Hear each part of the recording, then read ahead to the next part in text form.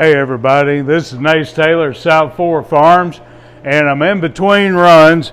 We had a early run, and I keep the tubing under vacuum. All the taps to the trees and everything is all under vacuum, so that keeps the tap hole open until the buds pop out.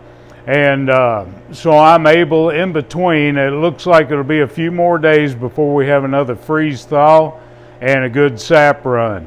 So now it's maintenance on the evaporator. I have pulled the big flue pan off, and I know you've heard me talk about flue pan and wonder what does that mean.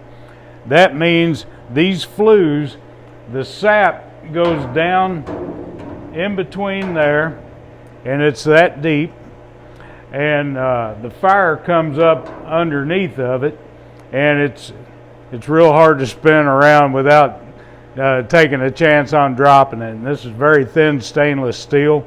This is 30 inches wide and 5 foot tall.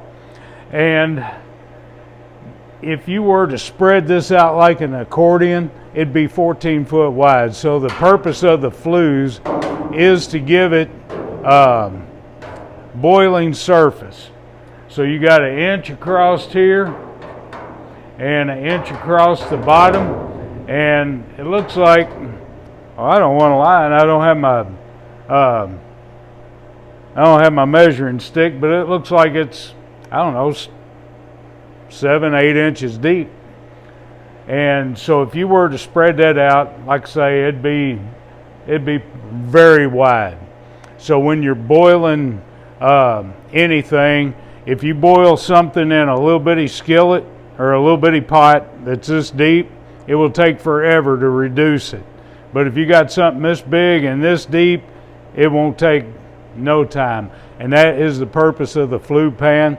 The two pans that go in the front where the syrup is condensed to near a final product, those are in the kitchen. I've got them cleaned and polished, and you can see your reflection in it. So all this scruffy stuff, and there's stuff down in the flues. And what I do, I just take about anything that'll get down in there. I have put acid rinse. I started out with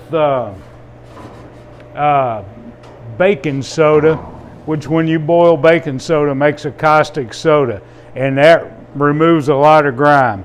Then you chase it with milkstone remover, which is it's like a citric acid.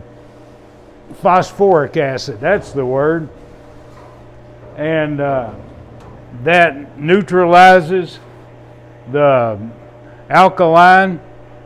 It also, once you clear all that and rinse it, it sterilizes it.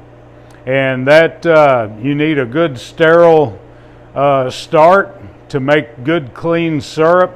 It'll make it lighter. So the first run was about an amber, because there was a lot of stuff, trash in the line. You have where you drill a hole, you've got wood chips and everything.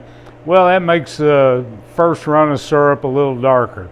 I don't have a tubing washer, and I can't imagine how that would work on these hills because they're very steep. But at this point, I'm really not going to fool with it.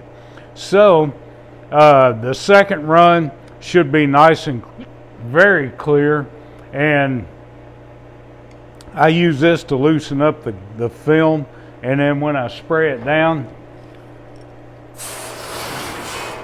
it comes nice and clean. It's very shiny. I love mirror finish stainless steel. But anyway, that next run should be nice and clear. I should be able to make a golden delicate syrup, and I look forward to it. So check back with us. And just like us on Facebook, that's where I make most of my announcements. And you all have a blessed day and a happy new year.